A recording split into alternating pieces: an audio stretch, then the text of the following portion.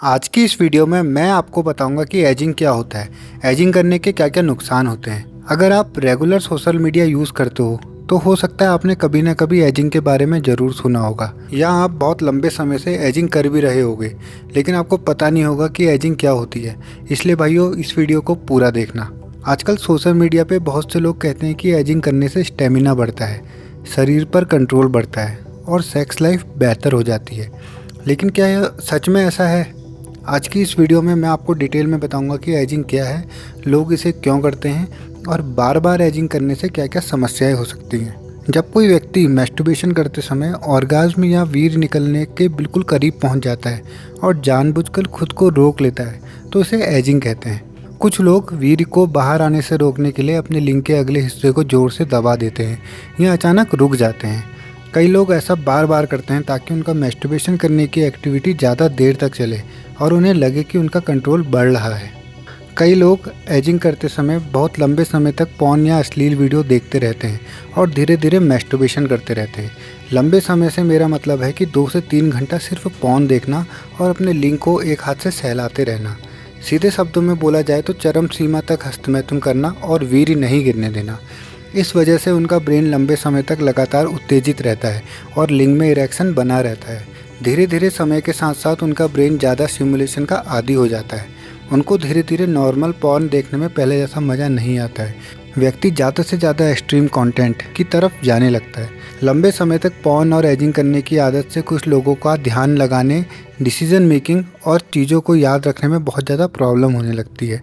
कई लोगों के लिए यह एक तरह का सेल्फ टॉर्चर बन जाता है क्योंकि वो घंटों तक स्क्रीन के सामने बैठे रहते हैं और बाद में खुद को थका हुआ और खाली महसूस करते हैं। तो चलिए अब मैं बताऊंगा कि लोग एजिंग क्यों करते हैं। कुछ लोगों को लगता है कि इससे शरीर पे कंट्रोल बढ़ता है। कुछ लोगों को जल्दी वीर्य निकलने की समस्या को ठीक करने के लिए इसे आजमाते हैं। कुछ लोग ज़्यादा देर तक मैस्टरबेशन करना चाहते हैं तो वो लोग एजिंग करते हैं। एजिंग करने से कोई फ़ायदा हो या ना हो भाई, लेकिन मनुष्य के दिमाग और शरीर का बहुत ज़्यादा नुकसान होने लगता है। एजिंग करते टाइम आप कम से कम 2 से 3 घंटे के लिए अपने लिंग को इरेक्शन में रखते हो। आप सोचो, क्या सेक्स करते टाइम आपका लिंग इतना लंबे समय तक इरेक्शन में रहेगा? सेक्स में तो ज़्यादा से ज़्यादा आप आधे घंटे तक अपने लिंग को इरेक्शन में रख सकते हो। धीरे धीरे एजिंग करने वाले युवा का लिंग कमज़ोर होने लगता है। उसमें ज़्यादा समय के लिए इरेक्शन नहीं रहता है, वो सिकुड़ के छोटा हो जाता है। पॉर्न और गंदी वीडियो देखे बिना उसके लिंग में इरेक्शन आता ही नहीं है। उसको मेंटल स्ट्रेस और एंजाइटी होने लगती है। बार बार खुद के ब्रेन को इजैकुलेशन से रोकने और हर समय कंट्रोल करने की कोशिश करने से कुछ लोगों में स्ट्रेस और एंजाइटी होने लगती है।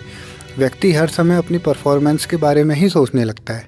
एजिंग करने से सेक्सुअल प्लेजर कम होने लगता है। कुछ लोगों में बार बार एजिंग करने से सेक्सुअल एक्सपीरियंस बहुत ज़्यादा लो होने लगता है क्योंकि उनका ध्यान सेक्स को एंजॉय करने की बजाय खुद को रोकने पर ज़्यादा लगा रहता है। कुछ लोगों को ऐसा भी महसूस हो सकता है कि लिंग की सेंसिटिविटी पहले जैसी नहीं रही है। उत्तेजना महसूस करने में बहुत ज़्यादा चेंजेस आ गए हैं।